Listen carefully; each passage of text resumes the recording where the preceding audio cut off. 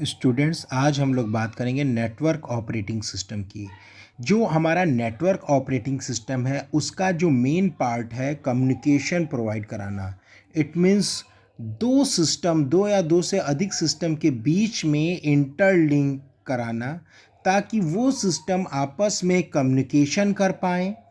और second point है कि वो सिस्टम आपस में रिसोर्स भी शेयर कर पाएँ। इसका मतलब जो फाइल है, फाइल एक सिस्टम से दूसरे सिस्टम ट्रांसफ़र की जा सके।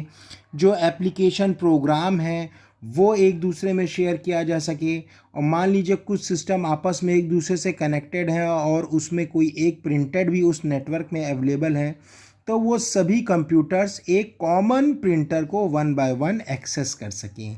तो जो हमारा नेटवर्क ऑपरेटिंग सिस्टम है वो ग्रुप ऑफ सिस्टम्स के बीच में नेटवर्क इस्टेब्लिश कराता है, ताकि वो सिस्टम आपस में कम्युनिकेट कर सके। इट मीन्स जो डेटा है, जो इन्फॉर्मेशन है वो शेयर कर सकें।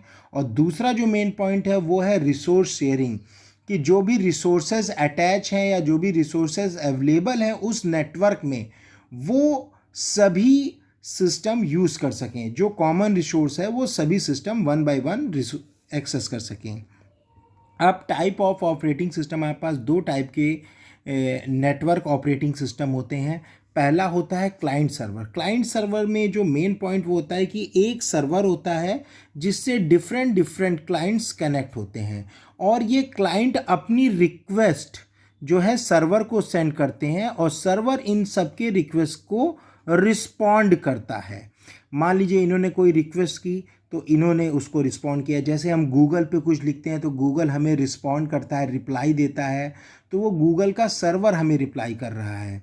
मान लीजिए कोई हम क्लाउड पे या फिर हम फेसबुक पे कोई डेटा सेव करना चाहें तो फेसबुक का सर्वर जो है हमारे पूरे डेटा को सेव करता है। जीमेल का सर्वर हमारे पूरे डेटा को सेव करता है, और जीमेल का सर्वर कम्युनिकेशन भी कराता है बिटवीन टू डिफरेंट सिस्टम्स के बीच। नेक्स्ट हमारा जो peer to peer operating system है, peer to peer operating system हमारा इस तरह से वर्क करता है जैसे सर्वर और क्लाइंट दोनों सेम होते हैं।